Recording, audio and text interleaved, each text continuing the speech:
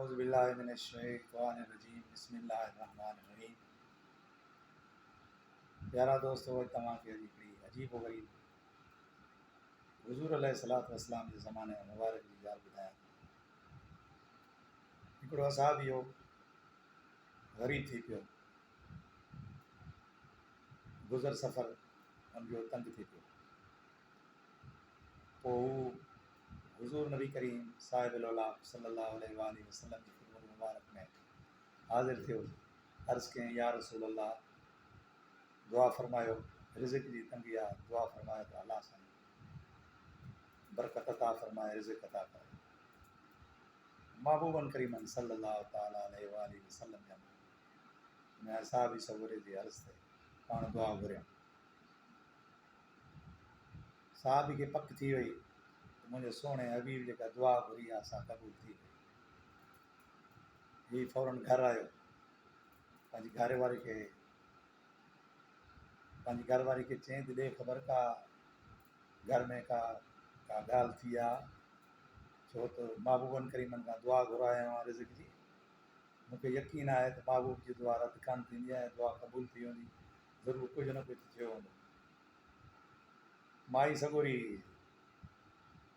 चयो ॿियो कुझु कोन्हे, थोरी देरि थी आहे, हू पाण वारी जेका छपरी आहे जंहिंमें झंड पियल आहे, उन जे झंड जो घुरकण जो आवाज़ु अचे थो। जे ॿई उते वञनि त झंड हले थो पियो, ऐं अलाए काॾों अन थो अचे, काॾों त पाणे हले थो पियो ऐं अटो थो पियो। हिननि फ़ौरन उन झंड खे साफ़ु कयो ऐं अटो कढणु शुरू करे ॾिनो, ऐं अल्हम्दुलिल्लाह उहो राति ॾींहुं झंड शुरू थी वियो हलणु। कुझु महीननि खां पोइ अमीर थी विया। राति ॾींहुं जेकॾहिं झंड हले ऐं अटो पियो हले, पोइ लाज़मी तरह ते अमीर थियणा ई हुआ। कुझु ॾींहंनि खां पोइ साहिबी सगोरे खे ख़्यालु थियो त अॼु दोस्तनि सां वञी शिकार छो न करे अचे। साहिबी सगोरो पंहिंजनि दोस्तनि सां शिकार ते वियो, शिकार करे जॾहिं मोटी आया, पोइ घरवारी खे चयईं त ॾे ख़बर झंड हले थो, छा आहे, छा सिलसिलो आहे। माई सगोरी जो झंड अलाए छो बंदि थी वियो। साहिबी परेशान थी वियो ऐं चवणु लॻो भला तो कुझु मूंखे कयो त कोन। चई तव्हां वियो शिकार ते, उन खां पोइ मुंहिंजे दिलि में इहो ख़्यालु आयो त साईं मां ॾिसां सही इहो अन्न हिन झंड में काॾां थो अचे।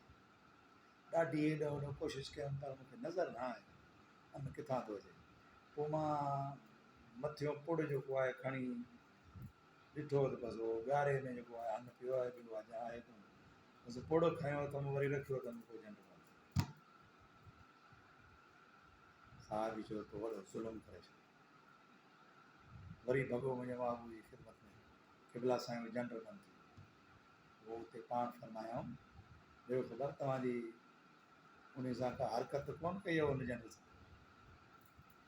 अर्ज़ु कयईं, क़िबला साईं असां वियासीं, मां कंहिं संगत सां वियो हुउसि शिकार ते, पोयां मूं वरी घर वारी जेको आहे सो हरकत करे उन पुड़ खे मथे खयों, ॾिसां त अन्न किथां थो अचे। पोइ पुड़ खणण खां पोइ ते झंड बंदि थी वियो आहे। पाण फरमायूं त इहे औरतुनि खे जेसीं ताईं का न का हरकत न कनि, तेसीं ताईं उन्हनि खे चैन ई कोन्हे।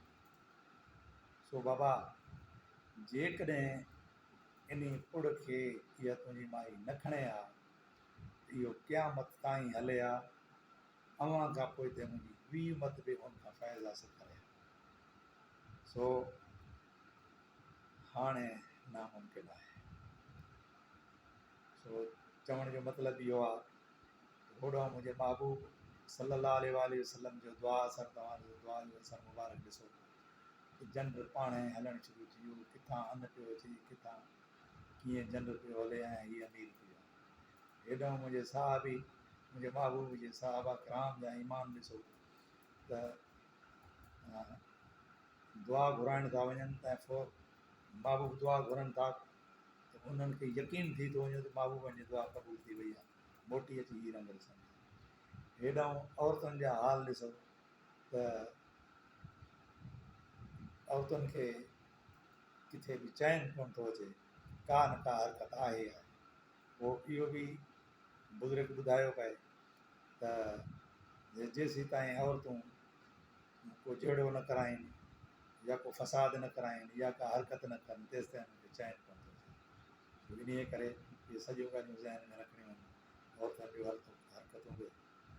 ऐं साहबा किराम सल्लल्लाहु, हा मुंहिंजे महबूब जे साहबा किराम जो अक़ीदो ऐं ईमान बि ॾिसणो आहे, उन ते बि गौर करिणो आहे। ऐं मुंहिंजे हबीब अलैहिस्सलातु वस्सलाम ज़ात अक़दस मुबारक जे शान खे बि नज़र में रखणो आहे।